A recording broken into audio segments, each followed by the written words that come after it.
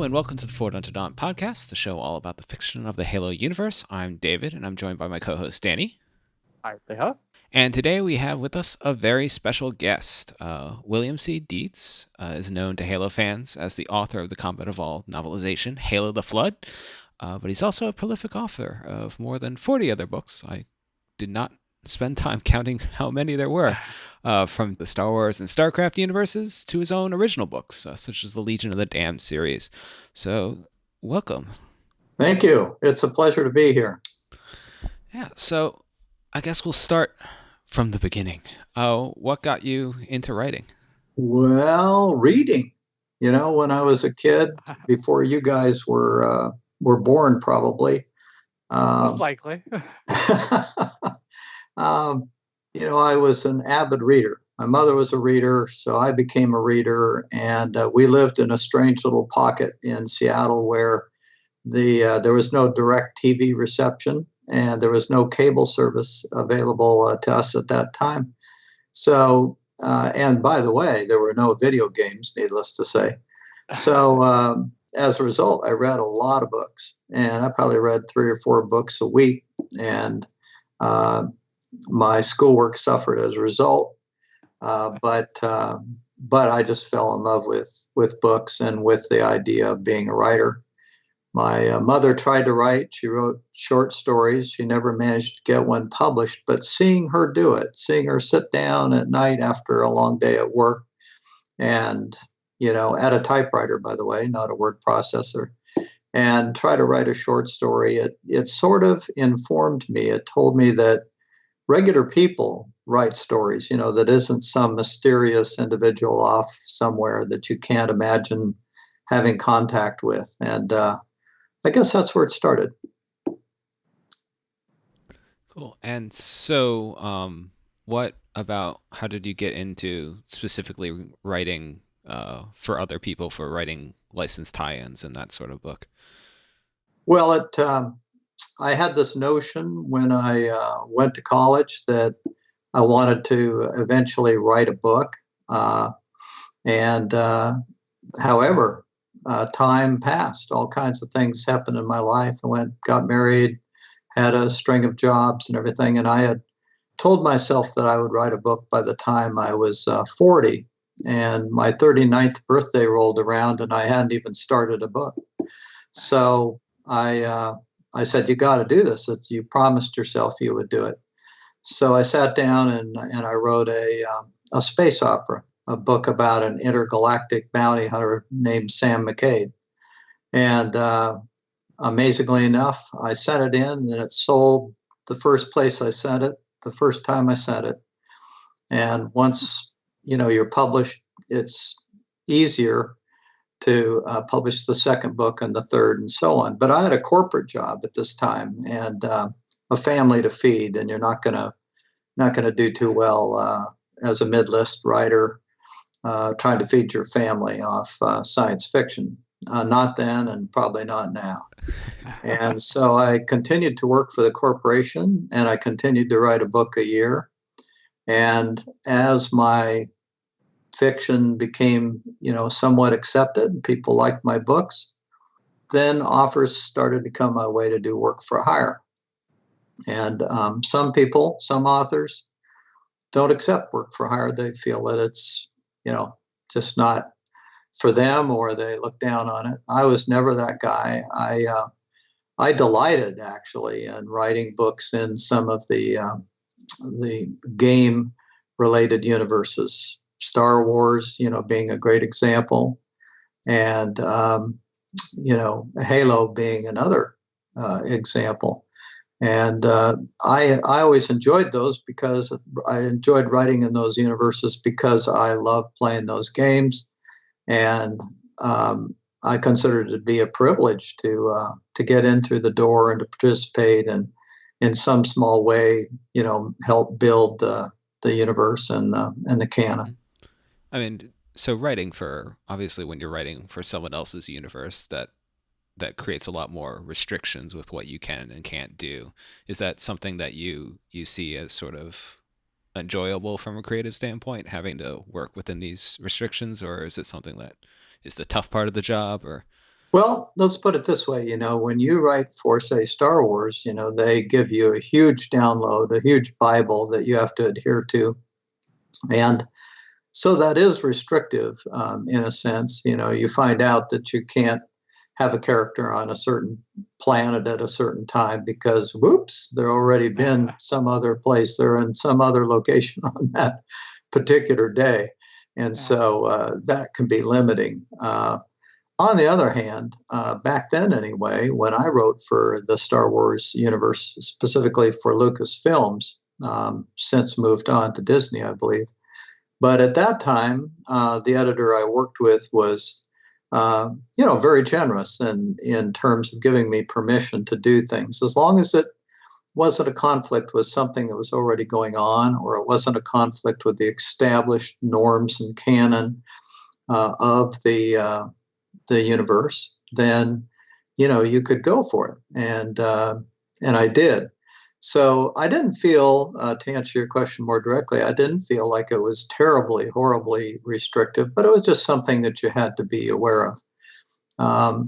The other thing that you start to come into contact with when you write in an established IP, intellectual property, is that, of course, there's a team of people who have built that particular universe. Let's take Halo as an example. Bungie at that time, had a team of people working on this, and they ate it and they slept it and they dreamed it. And so when you come strolling in to write a tie-in novel, and you start pitching ideas about things that could or couldn't happen, there's a very natural reaction where people go, oh, no, that can't happen. And then you say, well, why can't that happen? And they say, well, we just know it can't happen because there's almost like a mind meld that's going on with the team, and you're not part of that. So you have to discover what is and isn't possible within the, kind of the parameters of groupthink. And when I say groupthink, I don't mean that in a terrible way. I just mean it that when you have a team and they're all together and they talk in the hallway, there's, a sharing that you as an outsider can't fully access. Mm-hmm. Typically, of course, my focus is on my own work. Actually, the work for hire, is a percentage of what I've written. It's certainly not the majority.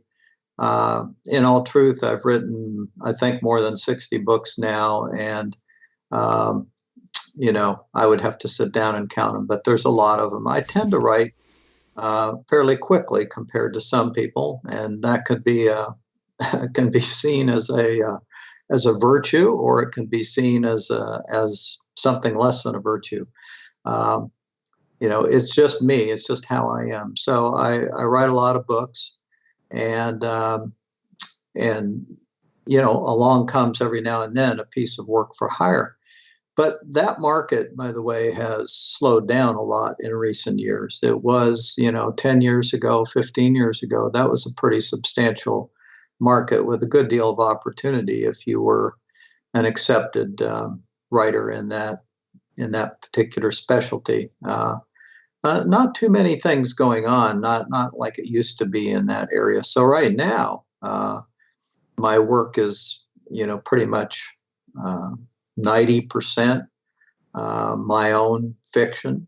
I am right now writing a work for hire project that has nothing to do with games. It's actually a history book. I'm writing it for a union, so it's nonfiction. Writers write, and I enjoy doing it. So, I'll do anything that I find interesting. The job that I was given was to novelize the book. And a novelization is different than a tie-in. A novelization is taking a game, in this case, and just turning it almost word for word, line by line, paragraph by paragraph into a novel. So that was the task that I was offered. Frankly, I didn't want to do that. I didn't want to write just a novelization.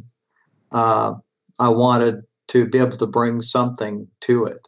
And, so negotiations ensued, and I asked for permission to insert new material in between cutscenes, certain cutscenes.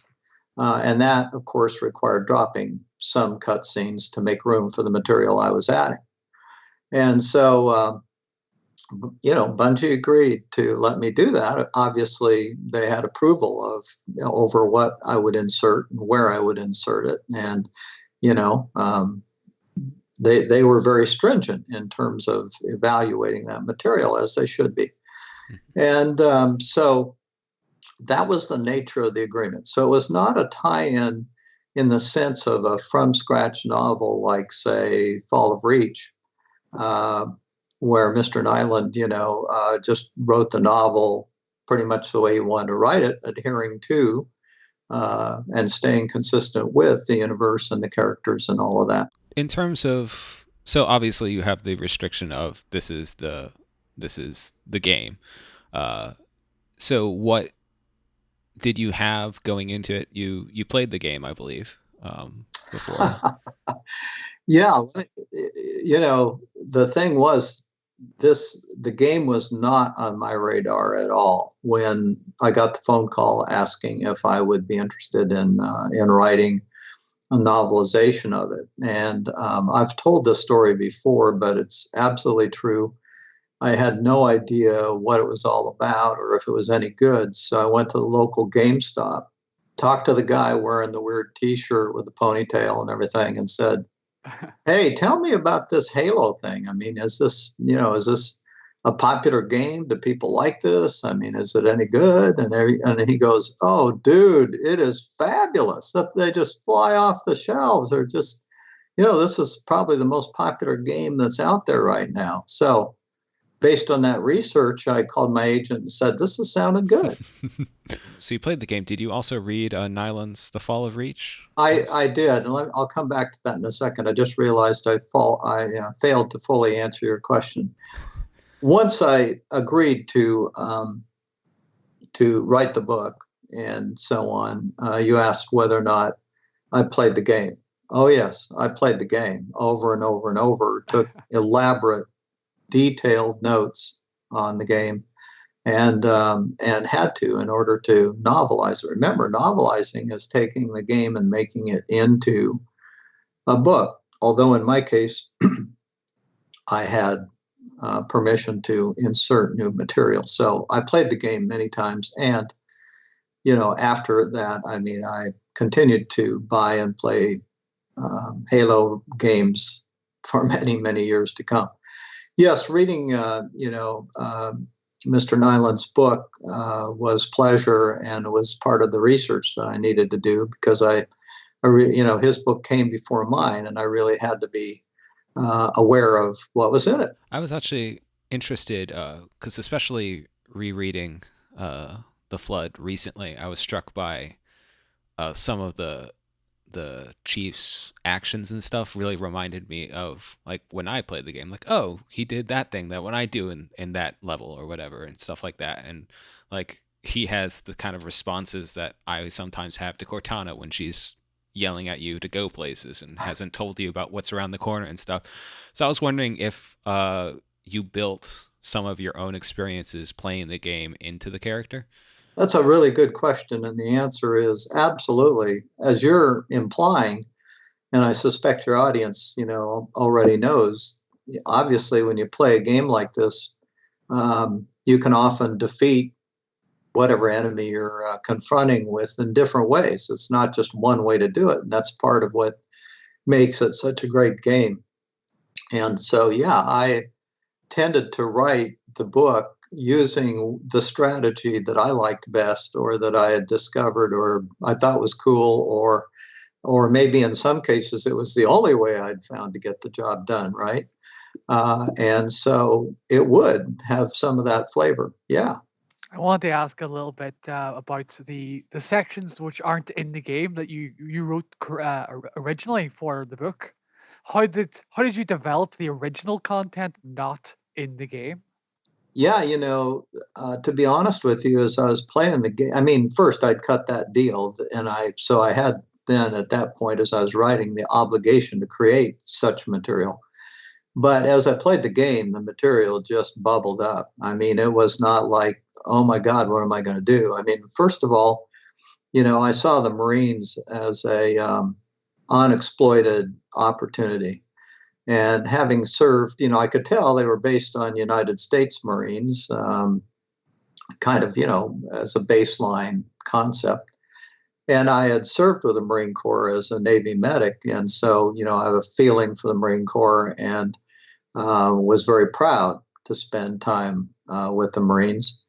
And so, that was immediately interesting to me. And I thought, boy, there's a lot of opportunity here, aside from the chief, to create a character, in this case, McKee, and to exploit that. And then the whole jumping, part of that and so on, just made it all the more fun. The other thing that popped to mind and just bubbled up right away was, well, what about these aliens? What's going on in their minds, and in their cultures, and why are they doing what they're doing, and what do they think of each other? I mean, this is a multi-racial, multi-species kind of environment within the Covenant. There's got to be politics there. There's got to be, conflict and interesting things going on. So that stuff was just screaming to be written. So did you basically come up with a list of like, well, I want to tell the story of these Marines and the Covenant, and then present that to Bungie and Microsoft? And then did they give you like yes or no stuff for that and any materials? Yeah, absolutely. I did need to submit my ideas and so on, and I did need to get them approved, and they did approve them after discussion. It's been 17 years or something, so I don't remember every detail of the interaction with them as to how I got those permissions, but I did. Just once you had those ideas, did they give you any like details? Like, for instance, you introduce your book is the first time there is that perspective from the Covenant, and the first time players see the Covenant prophets and the leadership and the relation they have with the elites, as well as stuff like the ODSTs, who are only barely in the Fall of Reach and later on play a big role. Yeah, I would answer your question this way. At the macro level, the politics were there. The game designers and writers, had established that material. And I, of course, was working in concert with that. The politics and so on that I invented were down at the micro level, between individuals, right? It's a different thing. And the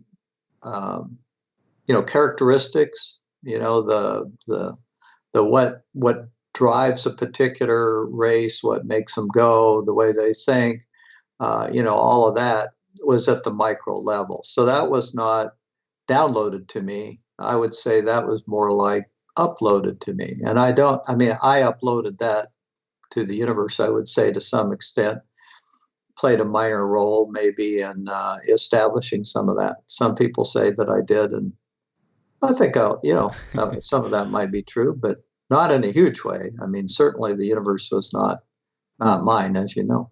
In terms of that, one of the big things that is not, I would say, really in the game at all, and I think is one of the most striking parts of the book, is the sad fate of Private Jenkins, who gets absorbed by the flood but is aware the entire time of it. Where did that come from? It's that inspiration kind of thing. I mean, it's a writerly opportunity to take the game player who is now a reader. I'm assuming that most people probably played the game before they read the book, but I know from feedback I've gotten that some people found the universe through the book, but yeah, you just see that opportunity and you think, what would that be like? I mean, the horror of it, what are the sensations? Just what is it? And so, yeah, that was an opportunity, and it was. I remember it being a challenge because I remember, a little bit of difficulty in terms of trying to create something that wasn't just, pathetic, like, oh boy, this feels really bad. That level of thing, trying to make it seem real was a challenge, since it's fanciful. Mm-hmm. Well, do you remember if there was any idea for the supplemental stuff that you wanted to put in the book, but that Microsoft or Bungie was like, no, that's not what we want for this? Yeah, I mean, I think there was. I don't remember the details of it, but I mean, I do remember that that there were various things that they gave me the thumbs down on, and in some cases, I felt frustrated, about that, just like, because some of it, when you get that, and not just with Bungie, but with any team, I worked with a Resistance team. I co-wrote a Resistance game called Resistance Burning Skies, and that activity of writing the game came from having written 2 tie-in books. And the team, as I think I indicated in my earlier comments, is well established by the time you get there, and they have a mind meld, and they have a sense of what can and can't be done, and so sometimes it's a bit frustrating when they just say no. That character would never do what you're suggesting, Bill. They just wouldn't, and they can't explain to you why that character wouldn't do it, but they're very sure that just couldn't happen, and so you have to accept it because they're in the driver's seat. So, what was the time frame like for getting the project done? Because I know Nyland's supposedly had 6 weeks to write it, and there was a turnaround time of 4 months, and I've heard stuff that implied that you had similar time crunches or maybe even worse. Absolutely. Yeah, it was 6 or 8 weeks that I had to write the book, start to finish, including playing the game, taking the notes, doing the research. I worked 12, 14-hour days to get it done. It was an amazing, crazy turnaround. I've never, ever come anywhere close to ever doing that since. Probably for the best. I mean, I'm pleased with the way it came out. I'm very proud of the book, honestly. I mean, I think a lot of writers would say, well, how can you be proud of basically a novelization? It's an enhanced, if you will, novelization, but still. Mm-hmm. But I am. I'm very satisfied with it, and I, if you look at, say, Amazon, and you look at the reviews, they kind of cleave down the middle between people who say, I don't get it. This book is just like the game, and they don't seem to be conscious of or care about, or maybe they don't like the additional material. But then the other half of the people are going, hey, this book is cool, and what makes it cool is the additional material, because you're getting the game and you're getting something additional. And then you look at I haven't looked recently, but you look at the number of stars, and it's like pretty substantially positive. I think you can take that as a compliment, even if the negative reviews say it's just like the game. I would find that a compliment, that you managed to capture the nature of the game so well that's the first thing. That's the first criticism that they cling to. Well, thank you. I'll accept that completely. That's a great out. Yeah. I just wish there was more games like Halo, first-person shooters, single player, guys like me, there's just not enough single players. I'm just, I don't have the time and to get out and do the group thing. And besides which, if I got out there, I'm sure some 12-year-old kid would kick my butt. That would be really humiliating. You don't want a bunch of 12-year-old kids screaming obscenities at you online. I'm shocked. Yeah, that's right. I don't need that. So I wish there was more single player games, but anyway, that's just not happening these days, is it? No. So do you still follow the series to some degree and play the games? It slowed me down. I mean, there's not that many games that I want to buy, because so many of them are so clearly designed for, mass participation, and that's just not what I want to do. So I don't play as much as I used to, but I do play some of the games that I already have in my library and so on. Sure. So the Flood came out 2 years after the original Halo, and the franchise has exploded off the back of your work and Nyland's work and the games that came. Would you be open to returning to Halo if you got the call or any further involvement in the franchise? Sure, absolutely. I mean, I'm pretty sure that call isn't coming. I'm not going to hang out by the phone, but yeah, I mean, I just love the franchise. I love the characters. I love just the interface, the way the game plays, the action. I'm a first-person shooter fanatic. That's my favorite, style of video game. And so, yeah, call me. And I was also wondering if you knew about some of the, because I think, like you said, opinion was divided, especially when the book came out. But I think that the Flood has had its moment since, and I was wondering if you are aware of some of the legacy your books had. For instance, Keys's story gets told in the video games. In Combat Evolved Anniversary, they added terminals that added in his story, and most recently, Alpha Base and the Marines show up in the arcade shooter Fireteam Raven. So is it something cool to see that your characters are showing up again? Yeah, that is cool, and some of what you're saying is new to me, but I'm glad to hear it, and it's a great compliment. And and I know that it's being included, not as some kind of way of complimenting me, but because it works. Hopefully, that's the greatest compliment of all, is to create something that works and that people feel has value, and it just doesn't get any better than that. So I think that's wonderful. I'm pleased to hear it, and thank you for sharing that. Well, to shoot you a playthrough, they have Wellesley shows up a lot in Fireteam Raven. All right. Any other questions, Danny? I think I'm good. I think we hit all the points we wanted to cover. Anything else you wanted to talk about that we think we've missed? Well, no, except that I just think that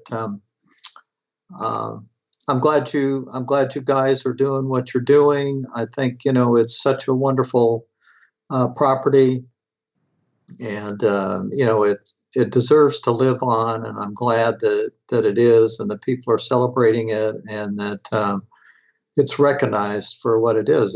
It's really a masterwork. And when I say that, when I say it, I mean the whole series of games and the whole thing taken as a whole. Some are, personally more fun, I think, to play than others. But all of them add something to the universe, and it was certainly an honor to be part of that. All right, great.